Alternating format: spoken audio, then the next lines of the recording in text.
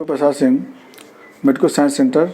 आपको एक बहुत इम्पोर्टेंट पार्ट एब्डोमिनल पेन, ये क्लिनिकल पार्ट है, प्रैक्टिस ऑफ मेडिसिन से ये चैप्टर लिया गया है।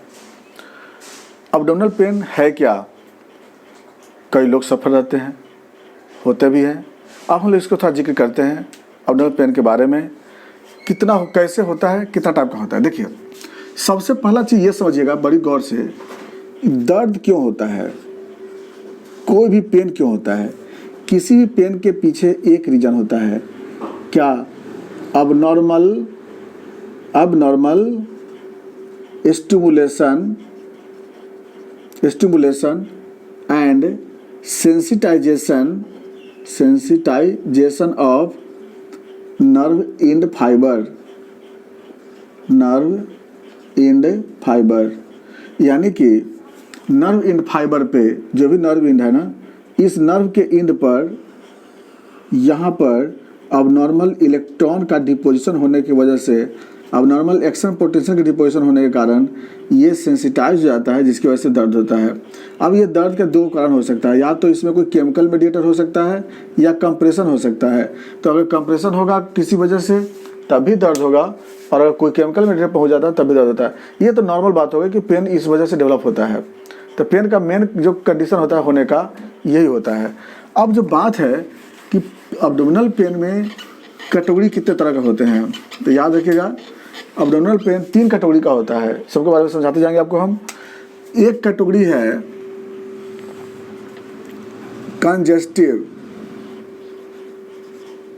कंजेस्टिव, दूसरा है स्पास्मोडिक, और तीसरा है स्टिंगिंग। याद रखिएगा, 3 तरह का, 3 वैरायटीज का पेन होता है एब्डोमेन में। कंजेस्टिव पेन जो होता है, इसको बोलते हैं इन्फ्लामेटरी पेन।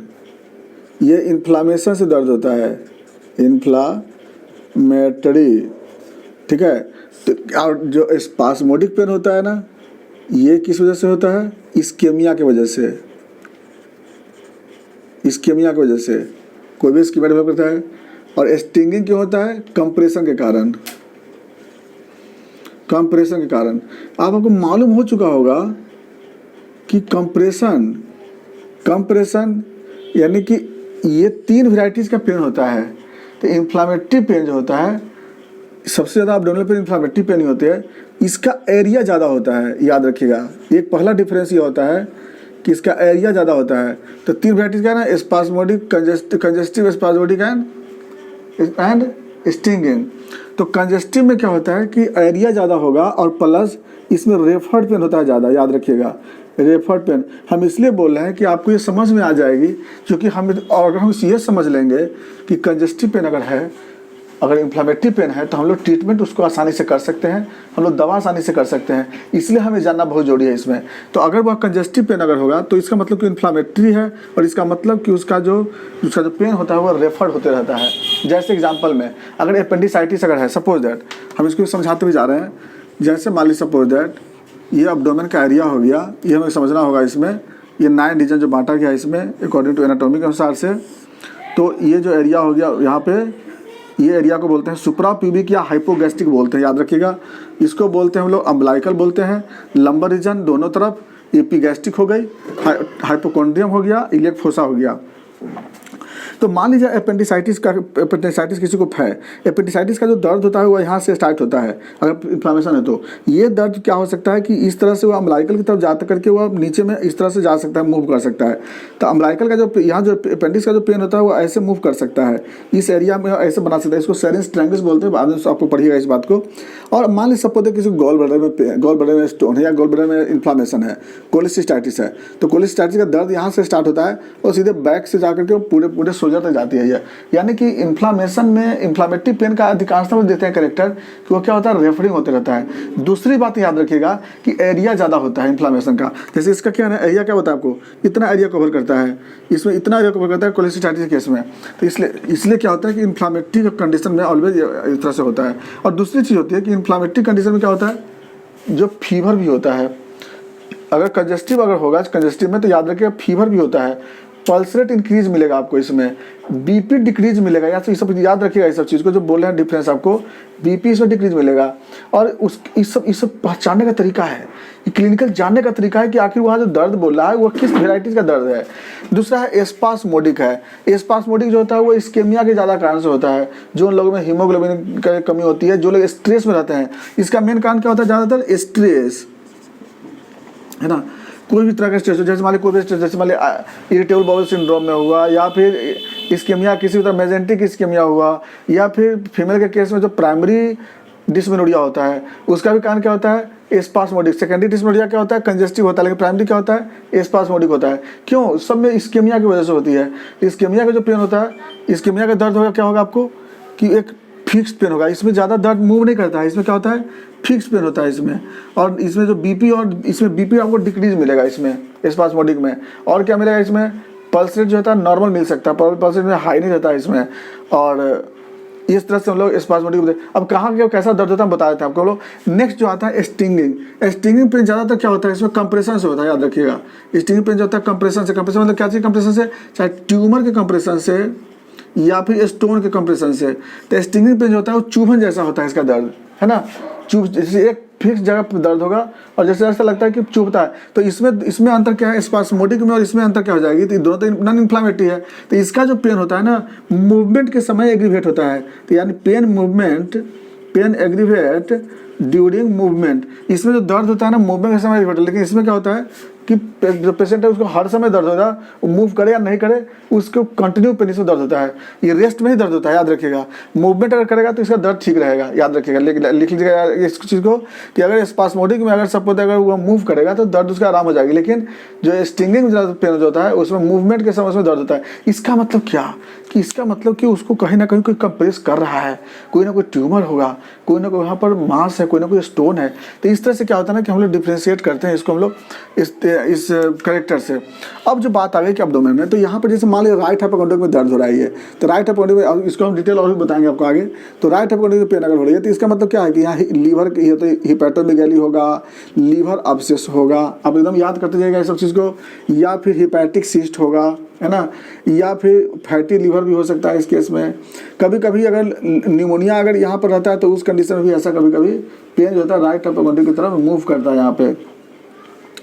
अगर बाई दी वे उसका राइट हाइपोकॉन्ड्रिक में पेन अगर इस साइड पे होता है जहाँ पर कि ये प्लेन है, अगर बाई दी वे तो यहाँ पे दर्द अगर हो रहा है तो इसका मतलब कि गॉल ब्लैडर में स्टोन होगा, कोलिसिस्टाइटिस होगा, या कॉमन बाइल डक्ट में ऑब्स्ट्रक्शन होगी, यहाँ पे दर्द होता है। तो अगर एपिगैस्ट्रिक में अगर दर्द हो रही है सपोज दैट, तो इसका मतलब क्या हो सकता है कि एक्लासिया कार्डिया होगा, हाइटस हर्निया का केस होगा, या फिर स्टमक कार्सिनोमा होगा, या फिर गैस्ट्राइटिस का पेशेंट होगा, या फिर पैंक्रेटाइटिस का पेशेंट होगा। पैंक्रेटाइटिस क्योंकि इस साइड में गुजर जाता है यहाँ पे। अगर उसका पेन अगर लेफ्ट हाइपोकॉन्ड्रिक में दर्द हो रहा है, इसका मतलब कि उसका स्प्लिनोमेगैली का केस होगा, सपोज दैट स्प्लीन इनलार्ज होगा।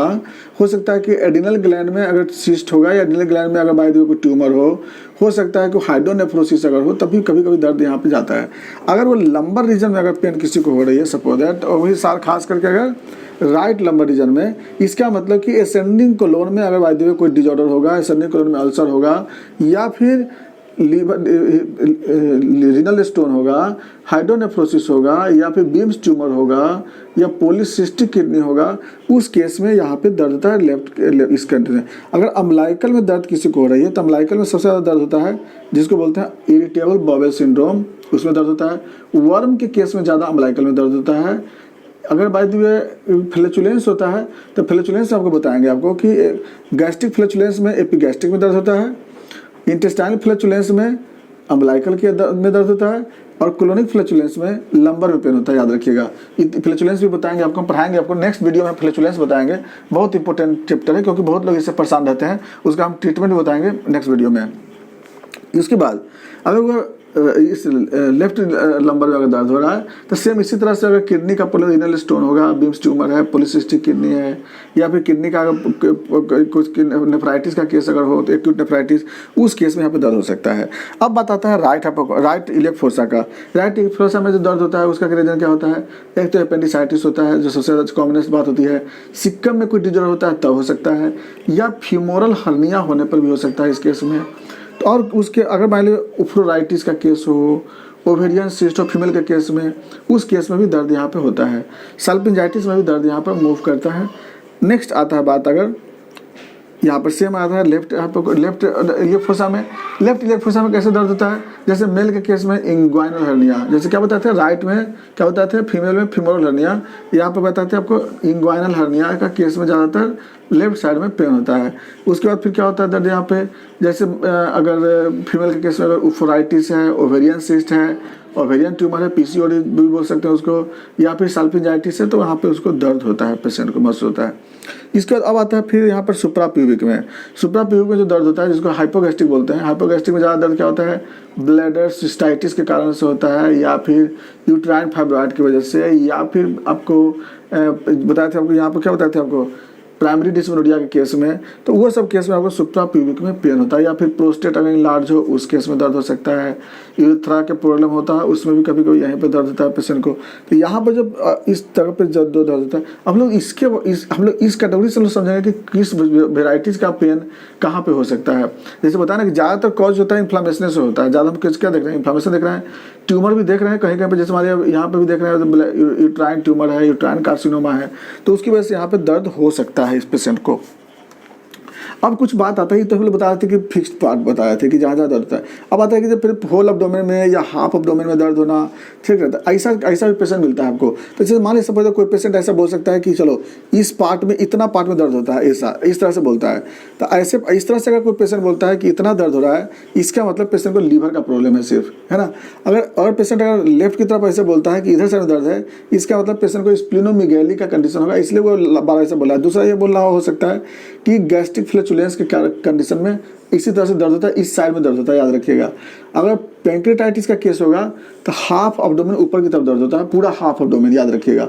और ये तो इस क्योंकि हम ये बता रहे हैं आपको लार्ज, अभी बताया तो फिक्स्ड बताए थे ना, अब थोड़ा सा एरिया बता रहे हैं। अब बता रहे हैं कि लोअर पार्ट की बात होती है। अगर मान ली पीआईडी का केस हो, पेल्विक इन्फ्लेमेटरी डिजीज केस हो, या फिर सेकेंडरी डिस्मेनोरिया का केस हो अगर सपोज दैट, या फिर अगर यहाँ पर कुछ अगर स्प्रेड कर गया होगा, इन्फेक्शन पे स्प्रेड कर गया, मेटास्टेटिक कंडीशन बन चुका हो, इस सारे केस में क्या होगा, लोअर पार्ट में पूरा एब्डोमेन पेन होती है, ऐसा पेशेंट को पेशेंट बोलता है। अगर बाय द वे इधर पार्ट में ऐसा बोलता हो कि लोअर में राइट साइड लेफ्ट साइड में इतना दर्द हो रही है, तो लोअर राइट साइड में अगर पूरे होल एरिया में दर्द अगर बोल रहा है पेशेंट को, तो इसका सबसे बड़ा कारण हो सकता है कि अगर हर्निया हो, सबसे बड़ा, है ना। खास करके अगर by the way inguinal hernia अगर होता है उस केस में बोला हो, या फिर वर्म इन्फेस्टेशन के केस में ऐसा हो सकता है, या फिर लेफ्ट में सबसे ज़्यादा दर्द इस साइड में होता है, जैसे अल्सरेटिव कोलाइटिस के केस में, याद रखिएगा वहाँ पे दर्द इसमें ज़्यादा होता है।